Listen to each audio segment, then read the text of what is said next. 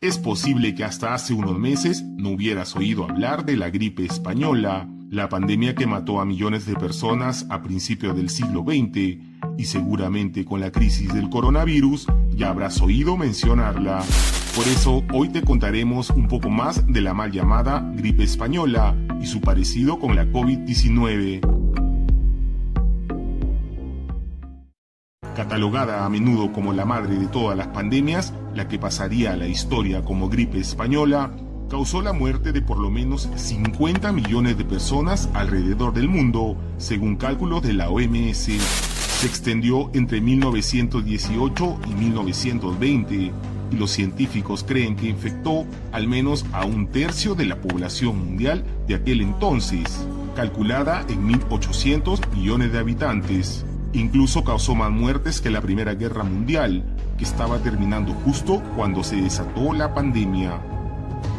La mal llamada gripe española se denominó así porque España fue el primer país en informar de la enfermedad a la Oficina Internacional de Higiene de Ginebra, la OMS de la época, pero su origen se cree que estuvo en Kansas, Estados Unidos, de donde se expandió rápidamente a Europa por los soldados norteamericanos que combatían en la Primera Guerra Mundial, y de ahí al resto del mundo.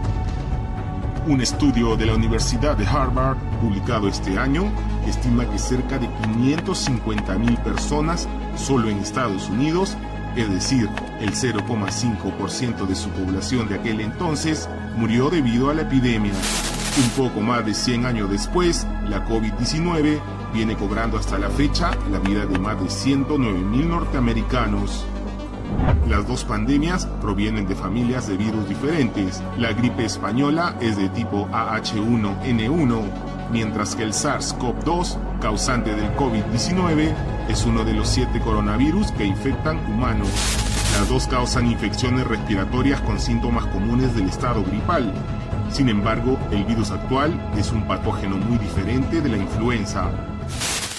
El periodo de incubación de la gripe española es con frecuencia menos de 24 horas, con síntomas bruscos como fiebre alta, y luego aparecen dolores de garganta y tos. Entre el tercero y quinto día se desarrolla una neumonía o encefalitis. La fase de incubación del coronavirus es más prolongada y puede durar entre 12 y 14 días, aunque lo habitual es entre 5 y 6. La enfermedad avanza lentamente con fiebre leve, pero después de algunos días pueden presentarse complicaciones bruscas como dificultad para respirar, tos, fiebre alta y finalmente neumonía.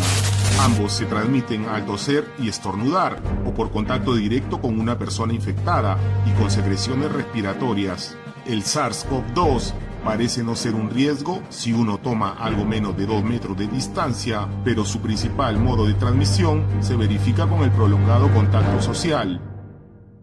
En 1918, los países también cerraron centros públicos, tales como cines, teatros, escuelas, prohibieron las aglomeraciones en las calles, vaciaron trenes y tranvías, e hicieron de la cuarentena su mejor y única opción contra el contagio.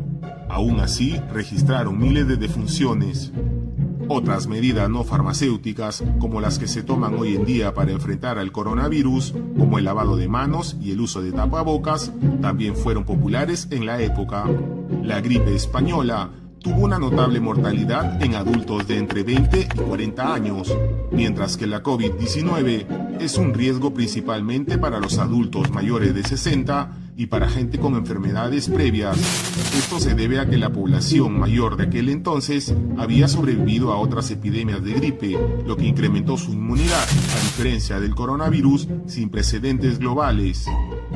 No hay evidencia firme de que los niños sean un vector significativo de infección, como sí ocurría con la gripe de 1918, que también enfermaba a los no adultos. El número de personas que en promedio contagia a un infectado con el SARS-CoV-2 es de 2,5 personas, a diferencia de la gripe española, que fue de 1,8.